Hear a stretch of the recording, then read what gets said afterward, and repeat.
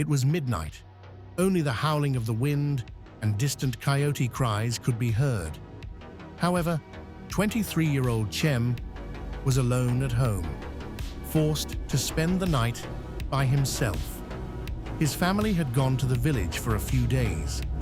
Chem had sat down in front of the TV to watch a series, but something felt off. There was an eerie silence in the house. He felt like something was missing in every corner. At exactly 0001, the TV suddenly turned off. Chem, bewildered, reached for the remote and tried to turn it on again. The remote wasn't working. The screen displayed no signal. As he tried to figure out what was going on, a faint sound came from the living room. It was as though someone was taking a deep breath. Chem quickly turned around but saw no one. He refocused on the TV and, oddly, tried the remote again. At that moment, a footstep echoed. It sounded like someone was trying to enter the house, but the door was locked. No one had come in. Suddenly, the lights in the living room started flickering. Chem's skin prickled with fear. A strange shape appeared on the screen. Long, thin fingers appeared and disappeared on the screen. Chem, his heart racing, decided to move closer to the TV. But just then, faint knocking sounds came from outside the door.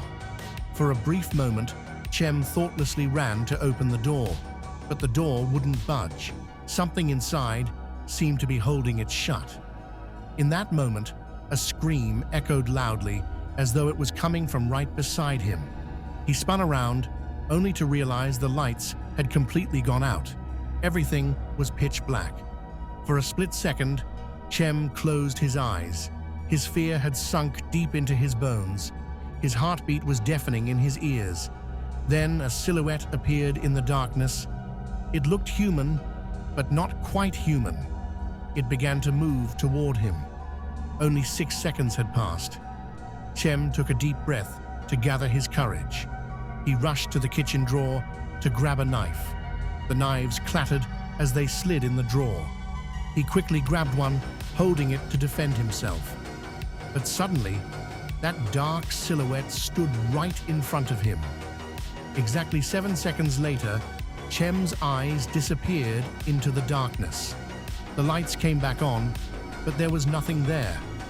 Only silence remained in the house.